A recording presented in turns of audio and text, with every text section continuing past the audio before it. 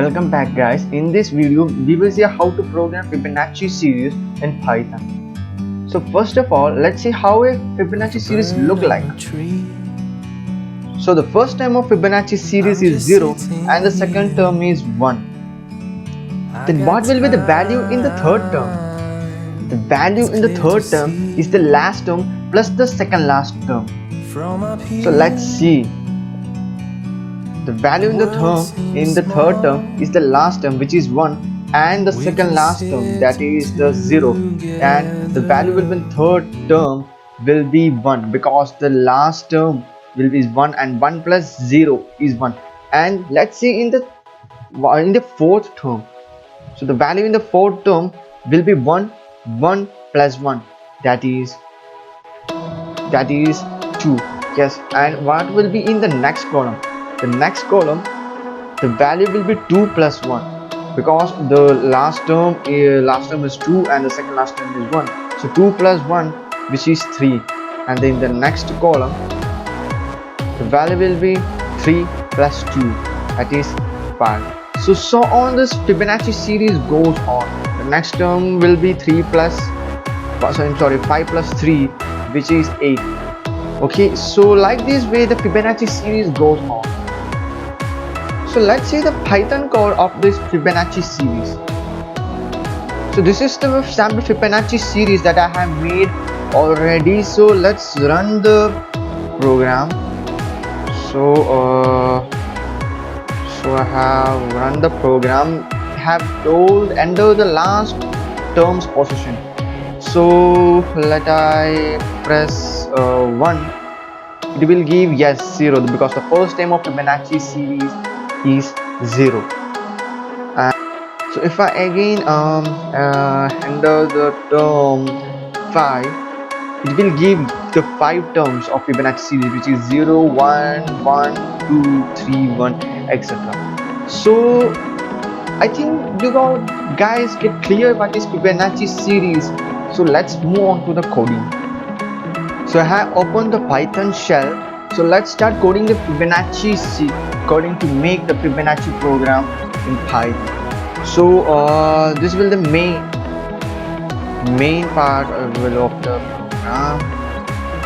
So when we run the earlier Python program, first we say up to what term the term should be printed. So I have shown that yes, when we run the program, enter the last term position. So first we want to code this line first. So let's start coding.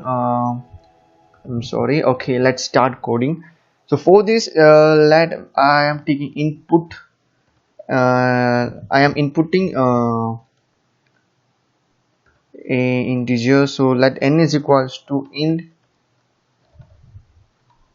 input. Let's type input spelling. Okay, so let's write and up to what term we require the Fibonacci series, right? Means we are inputting how to which term we should require the Fibonacci series. We assigning that value as n.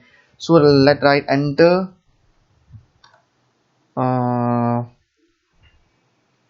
last terms position.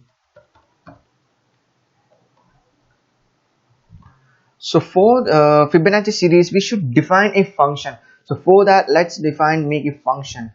So we can make the function at the top so that it will be easier for us to see. So for defining the function, we know that for defining a function, we write def function. Let's make a function fib, and we put the parameter n. So as we see in the earlier section that the first term of Fibonacci series is 1. So I write if we input that the last term position is 1, then the first term position we know that it is 0. So I type if n is equals to 1, means if we input that the last term is 1, that the first position, what is first position, that is 0. So I type return 0. Okay, so also we know that the second term is 1. So I write alif, I'm sorry, alif if n is equals to 2, then return 1.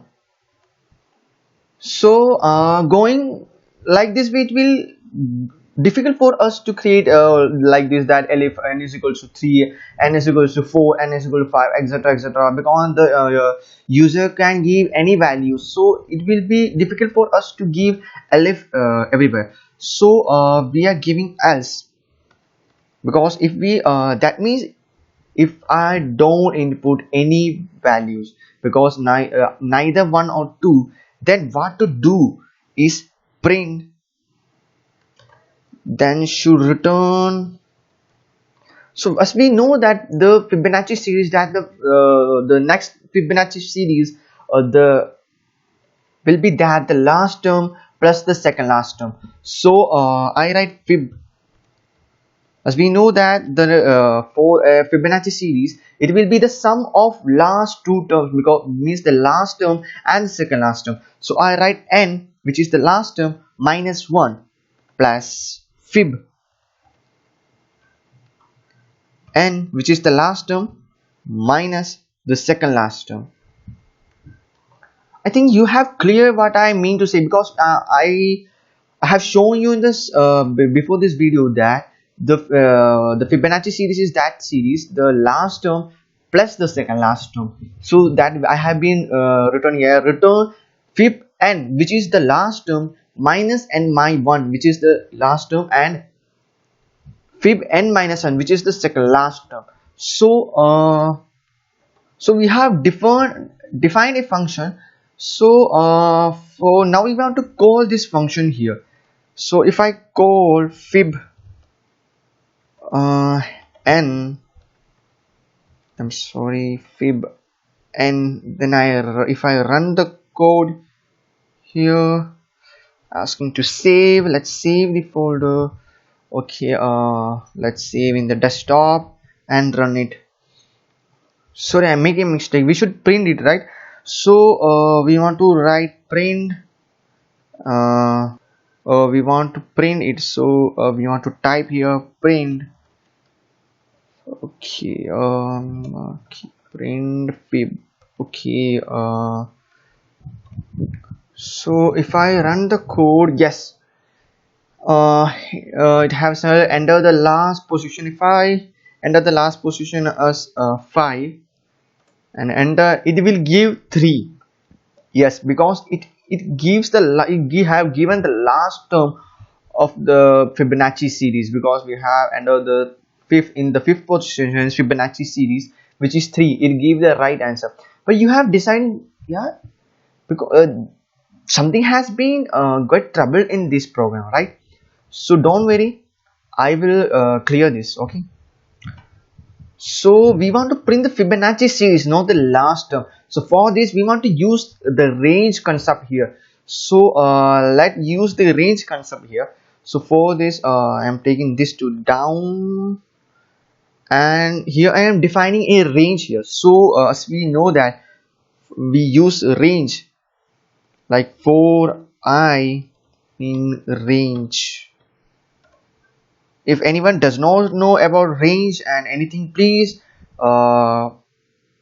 please watch the range concept video, so that you get clear what I mean to say here. So so I in range, so the first value we will put 1. You get confusion in your mind why we have put 1, because we here the first value, this is a term, up to what term we require, right? So the first value of the n will be absolute, it will be 1, it can be 0, because there is no 0th term in the Fibonacci series. So the Fibonacci series start from 1, so the first term, that is 1, and up to what term we require this. As we know that range, this range function gives the if we put n here, the range function gives 1 to n minus 1 terms, not n terms. So that's why I am putting +1 here, so that I get so I can also get the n's value here also. So coming down. So okay, now we should take this print to here so that it will work proper. Okay, if I run the program, so before running, let's make some more modification in this program. So we should require comma after every term, so I write comma n is equals to for this, because if I write n is equals to comma after every term, the comma will be there, that you will get clear in while we are running the program. Okay, so let's make some more modification, which is if I print node here. Okay, but after the terms it get continuous, so let's make some small modification for fancy. Okay, let's take a small this let's more. Okay, let's once more go through the code. Does everything gets gone correct or not for I in range 1 n plus 1 and print fib. And oh, I'm sorry guys, here fib not n, because so we are using range here, so the value will not be n, the value should be I. I'm sorry for that, and value should be I. I think you have clear why I write I here. So if we run the program, let's save it. I saved, and if I run the program, I have given enter the last term. So let's type 5 here, and yes, it have given, I think, correct terms 0 1 1. Yes, it have given correct execute, means there is no error in our program. And if I try once more, I had once again run the program, and if I type let's type 10, right? Let's try bigger number. Okay, yes, it have given output 0 1 1 2 3 5 8 13 21 34. Let's try some bigger. It's crazy for some people to try something bigger, and so let's try some bigger, right? Okay, if I once again run the program. Okay, how much I type? Let's type something on, let's type 20, right? So yes, it have been given a lot of very big number, no problem. Yes, it have been given. So they have been executed in a perfect manner, there is no error in the program. So I think everyone gets clear how to make Python recursion Fibonacci series in Python. I think everyone gets cleared the programming and the way I taught you. So please like, share and subscribe my channel. Till then, next video, bye bye.